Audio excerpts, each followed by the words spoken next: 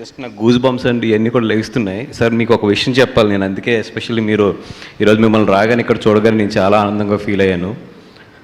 Is the first person, అంటే మీకు కూడా తెలియదు ఈ విషయం, gave me the work in the film industry for me. ఎవరికి తెలియదు ఈ విషయం. ఆయన ఈశ్వర్ అనే ఒక సినిమా చేస్తే ఆయన banner Lakshmi Venkateswara pictures animation వస్తుంది ఫస్ట్.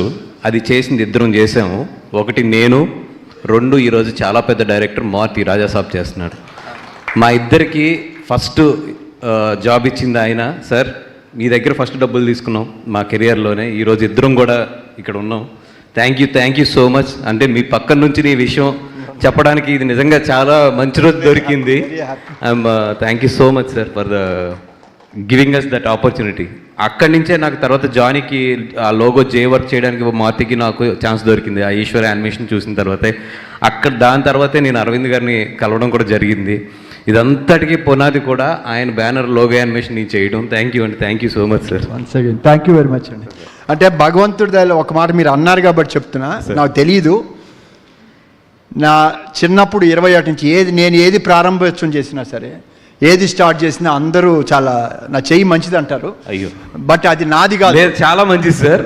అది అంటే ఇప్పుడు అలా చెప్పుకుంటే మన ప్రభాస్ కావచ్చు, ఈవివి సత్యనారాయణ గారు కావచ్చు, రమణ గోగులు కావచ్చు, చాలామంది.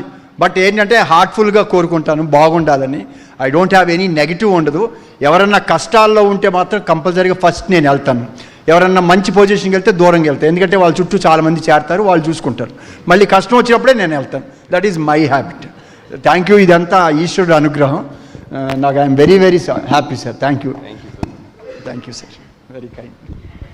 Thank you so much, Banivas garu and Ashok garu. Thank you so much. Of course, gratitude.